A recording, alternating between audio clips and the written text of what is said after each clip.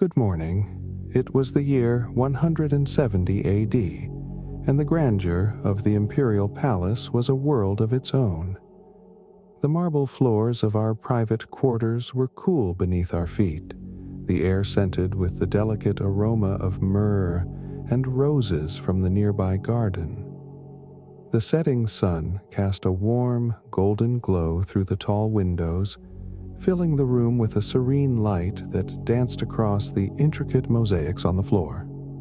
On such an evening, as the city of Rome bustled far below, I found solace in these quiet moments with my wife, Faustina. We had retreated to our private study, a haven of books and scrolls, where the silence was only broken by the soft rustle of turning pages and the occasional distant murmur of the palace. Here, amidst the tranquility, our conversations often delved into the depths of philosophy and the intricacies of our shared responsibilities. Faustina was not just a consort, but a true partner in every sense. Her intellect and insights were as sharp as her compassion was deep. As we sat together, the evening light casting long shadows on the walls, our dialogues would often meander through the realms of Stoic thought, governance, and the challenges of leading an empire. I remember one particular evening vividly. The room was bathed in a soft twilight, the gentle sound of a nearby fountain providing a soothing backdrop. Faustina and I were seated on low couches, surrounded by the calming presence of our library.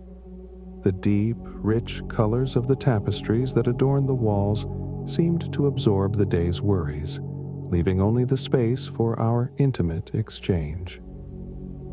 "Marcus," Faustina began, her voice a soothing balm to the strains of my day. "How do you reconcile the demands of leadership with the pursuit of inner peace?" Her question was gentle, but carried the weight of our shared struggle. I looked at her, the soft light highlighting the thoughtful expression on her face. "It is a challenge," I admitted, "to balance the external demands with the internal quest for tranquility. Yet, it is through our dialogues that I find the strength to face both. Your understanding helps me see beyond the immediate to the broader purpose of our endeavors." Faustina's response was thoughtful, her eyes reflecting the flickering light of the candles. "The key, I believe, is not merely in the actions we take, but in how we understand and reflect upon them. Our partnership is not just about sharing the burdens, but about elevating each other through our conversations." We continued our discourse, touching upon the nature of virtue, the responsibilities of leadership, and the personal sacrifices we both made for the sake of the empire.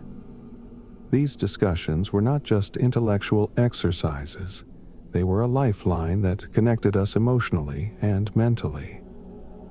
As the night deepened and the stars began to peek through the window's glass, I found a renewed sense of clarity. Faustina's presence and our dialogues were a constant reminder that the strength of a partnership lies not only in shared experiences, but in the active engagement with one another's thoughts and feelings. For you, this means: consider the relationships in your life, whether personal or professional. Reflect on how meaningful dialogue and mutual support can strengthen your connections and provide clarity amidst challenges. Take time today to engage deeply with those you care about, to listen and share in ways that enhance both understanding and emotional bond. May your interactions today be filled with insight and empathy, fostering connections that support and enrich your journey.